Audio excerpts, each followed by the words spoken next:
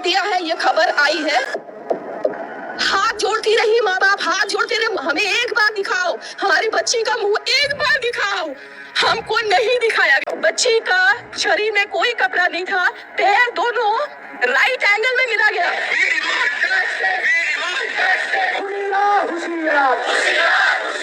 चश्मे को कूटा गया, जिसकी वजह से आंखों से खून निकल गया, गला दबाकर मारा गया। ಪಶ್ಚಿಮ ಬಂಗಾಳ ಕೋಲ್ಕತ್ತಾದ R G Kar medical college and ಹಾಸ್ಪಿಟಲ್ನಲ್ಲಿ ನಡೆದಂತಹ ರೇಪ್ ಆ್ಯಂಡ್ ಮರ್ಡರ್ ಬಗ್ಗೆ ಅಲ್ಲಿ ಆಸ್ಪತ್ರೆಯ ಸಿಬ್ಬಂದಿಯವರು ಅವ್ರ ಮನೆಯವರಿಗೆ ಕಾಲ್ ಮಾಡಿ ಸೂಸೈಡ್ ಮಾಡ್ಕೊಂಡಿದ್ದಾರೆ ಅಂತ ಫೋನ್ ಮಾಡಿ ಹೇಳಿದ್ದಾರೆ. ಆಗ ಅಲ್ಲಿ ಬಂದಂತಹ ಪೇರೆಂಟ್ಸ್ಗಳಿಗೆ ಮಗಳನ್ನು ನೋಡೋದಕ್ಕೆ ಬಿಡಲಿಲ್ಲ. 3 ಗಂಟೆಗಳ ಕಾಲ ತಡೆ ಮಾಡಿಸಿದ್ದಾರೆ. ಅಲ್ಲಿ ಯಾರನ್ನು ಕಾಪಾಡಿಕೊಳ್ಳೋಕೆ ಹಂಗೆ ಮಾಡ್ತಾಯಿದ್ದಾರೋ ಏನೋ ಅದೊಂದು ಅವರಮ್ಮ ಮೀಡಿಯಾದವ್ರ ಮುಂದೆ ಹೇಳ್ತಾರೆ, ಅವರು ಅತ್ಕೊಂತ ಅಳ್ತಾ ಕೈ ಮುಗಿದು ಬೇಡ್ಕೊಂಡೆ, ನನ್ನ ಮಗಳನ್ನ ನೋಡ್ತೀನಿ ಅಂತ ಅಂದರು, ಬಿಡಲಿಲ್ಲ ಅಂತ ಹೇಳ್ತಾರೆ.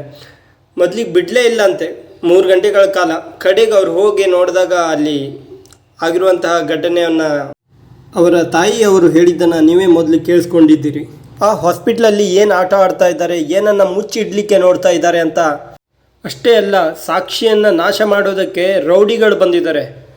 ರೌಡಿಗಳು ಬಂದು ಅಲ್ಲಿ ಪ್ರತಿಭಟನೆ ಮಾಡುವಂತಹ ಡಾಕ್ಟರ್ಸ್ಗಳು ಅವರಿಗೆಲ್ಲ ತೊಂದರೆ ಮಾಡಿ ಅಲ್ಲಿ ಯಾವ ಜಾಗ ಇದೆ ಅಲ್ಲಿಗೆ ಹೋಗಿ ಎಲ್ಲ ಕಿತ್ತಾಕಿ ಬೀಸಾಡಿದ್ದಾರೆ, ಯಾವುದೇ ಎವಿಡೆನ್ಸು ಸಿಗಬಾರ್ದು ಅಂಥ ಕಚ್ಚಡ ಈಗಿನ ಕಾಲದಲ್ಲಿ.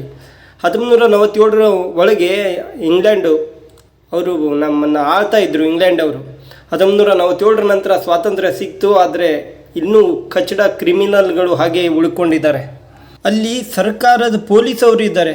ಪೊಲೀಸವರ ಎದುರುಗಡೆನೆ ಆ ಥರ ದಾಂಧಲೆಯನ್ನು, ರೌಡಿಸಮನ್ನು ತೋರಿಸ್ತಾರೆ. ಅಂದರೆ ಎಷ್ಟರ ಮಟ್ಟಿಗೆ ಅವರಿಗೆ ಬೆಂಬಲಿಗರಾಗಿ ಕಚ್ಚಡಗಳು ಇರ್ಬೋದು.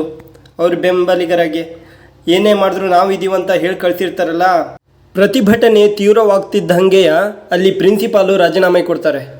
ರಾಜೀನಾಮೆ ಕೊಟ್ಟ ನಂತರ ಅಲ್ಲಿ ಸರ್ಕಾರ ಏನು ಮಾಡುತ್ತೆ ಅಂದರೆ ಅವರಿಗೆ 8 ಗಂಟೆ ಒಳಗೆ ಮತ್ತೊಂದು ಹಾಸ್ಪಿಟಲ್ಗೆ ಅವ್ರನ್ನ ಪ್ರಿನ್ಸಿಪಲ್ ಆಗಿ ನೇಮಕ ಮಾಡ್ತಾರೆ.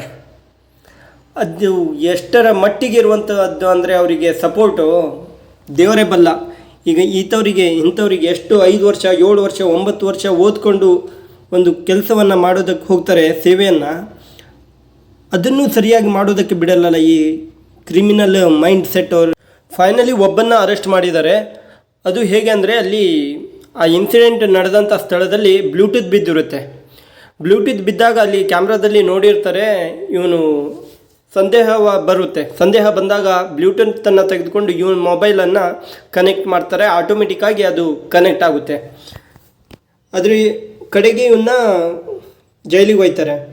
ಆದರೆ ಜೈಲಿಗೆ ಒಯ್ದು ಪೋಸ್ಟ್ ಮಾರ್ಟಮ್ ಎಲ್ಲ ರಿಪೋರ್ಟ್ ಬಂದ ನಂತರ ಅದು ಗ್ಯಾಂಗ್ ರೇಪ್ ಅಂತ ಬಂದಿದೆ. ಅದಕ್ಕೆ ಒಬ್ಬನೇ ಅಲ್ಲ, ಇನ್ನೂ ಬಹಳಷ್ಟು ಜನ ಇವನ ಹಿಂದೆ ಕೈವಾಡ ಇದೆ ಅಂತ ಹೇಳಿ ಸಾಕ್ಷಿ ನಾಶಕ್ಕೂ ಬಹಳಷ್ಟು ಕಾಯ್ತಾ ಇದ್ದಾರೆ. ಈಗ ಈ ಕೇಸನ್ನು CBIಗೆ ಒಪ್ಪಿಸಿದ್ದಾರೆ. CBI central bureau of investigation.